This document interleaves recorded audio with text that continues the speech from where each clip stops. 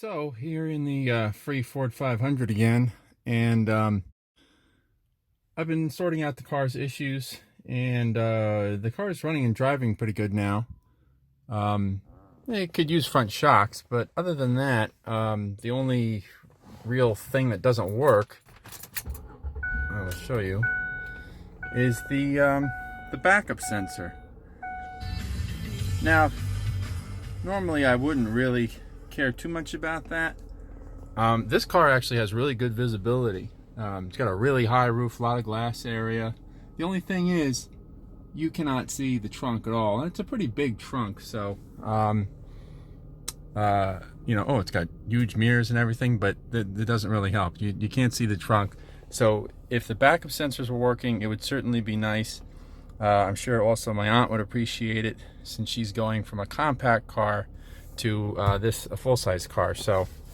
You see how this is supposed to be on, I guess, all the time, and you're only supposed to have this orange light on if either you've turned it off after the car's been started, or if there's something wrong with it. So since that light is on always, you see I can't turn it on.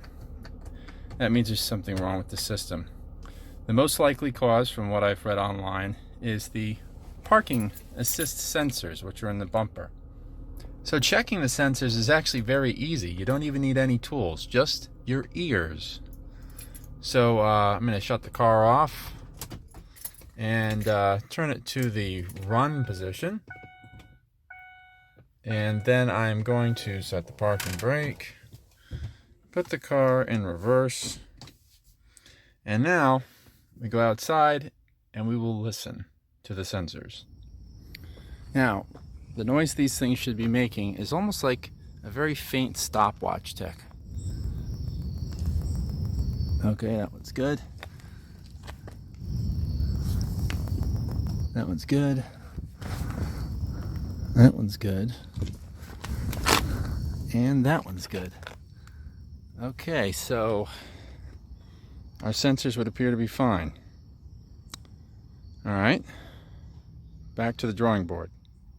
So a little further research shows me that when the light is illuminated like this all the time, the system is always disabled. That might actually not be the sensor. It may be another apparent common failure on these Fords is the little speaker. There's a little speaker in the car someplace that does the beeping, and if the park assist module doesn't detect that, it disables the system.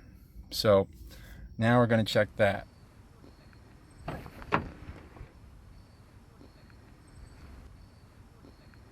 The speaker, which is right there. Actually, you can kind of see a dark spot there. See if we can see that from the outside. Yeah, see there's a dark spot right there? That's where the holes are for the little speaker to basically allow sound to pass through the package shelf trim panel. So this is not too hard to get to. It's a little confined. You're gonna flip down the back seats. And actually,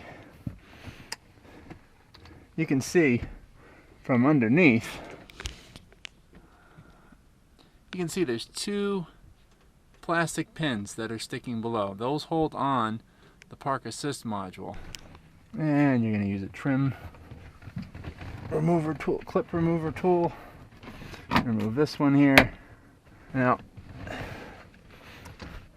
this piece comes out by just sort of lifting and pulling, basically falls out.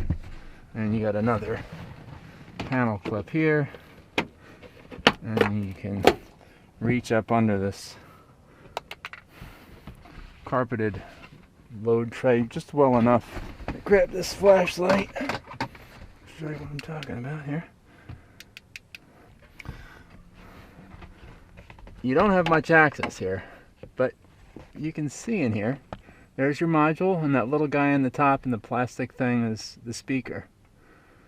So, best bet is this is held on with double stick tape and two sort of plastic spring type pins that are built into the top of the module. So, it looks like the tape's kind of let go there. I might be able to just pull this whole thing off. Let's see, there is a clip on the bottom for the wire, I think. doing it. Kind of do this by feel. Oh, look, it's coming off. All right. Squeeze that other tab in. Yay, look. All right, there's our speaker. All right, let's see. Oh, looks like one sort of push type pin clip from the top. Gotta do that a little. There we go. Got it. All right. Now I'll ohm this out with my multimeter and see what it reads. If I get 0, I know that the speaker's dead. Now this module is held on with those kind of, if you had trouble getting this thing off and you want to take the whole module out, it's one clip up here, the whole thing, the plug comes out, and these are those like little almost Phillips head kind of plastic fasteners, which honestly, if I was pulling this out, I would just take a screwdriver and push the screw part of this thing up, because they really never unscrew when you try to use a screwdriver, and then these things just come right out. Alright, so here's our speaker. Here's your 2 terminals to put your test leads on. I'm going to take it apart. Just might make it a little easier to put the tester on, although I'm sure I could do it without taking it apart. But a couple of big connect clips there, a couple of small clips here, and there it is. Pretty wimpy looking little thing. Looks alright physically. Digisound. Alright. Got this thing set to 200 ohm scale. The speaker's supposed to have about 50 ohms of resistance, so let's see what happens. Nothing. This speaker is dead. Make sure the tool's working. Yeah, okay. Tool's working. Alright, so we need a new speaker. That's definitely a problem. If the PAM doesn't detect, Park Assist module PAM, if it doesn't detect the speaker, the system disables itself. Okay, called up a friend of mine who had access to a junk car, and he got me a new speaker, and he tested it. And I'm going to test it myself just to double check. Take this cut connector off of it. Okay, I think I'll put one in this way, and maybe one in through the top. Yeah, there we go. 50 ohms, all right. Okay, we are good. I'll put this in the car and see if that fixes the problem. Okay, and you can almost do this blind because these pins are already sticking out of the top of the Park Assist module. Snap it in. Yep, there we go. Okay. Connector ought to be easy. There we go. Perfect. Take a look in there. Nice. Alright. Before I button all this up, I'm going to see if the system works.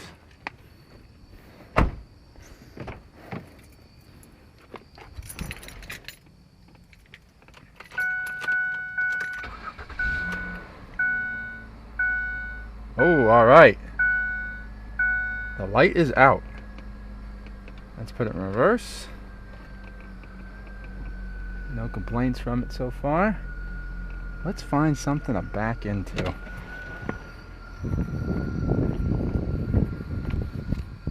That's how to do it.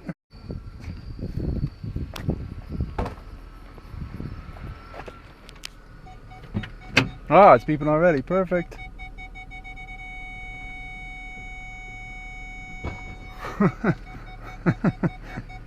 All right. Nice.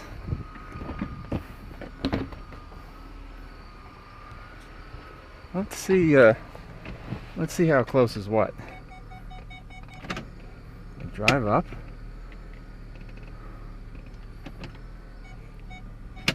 Oh, okay. Go a little farther up. Nothing.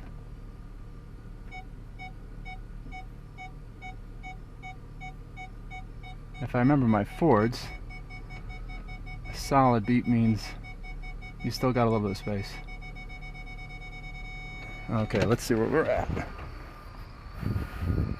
Yeah, about a foot at a solid beep. Okay. All right. This car's coming along. Got that licked. Just got to put all this back together and I'm all set.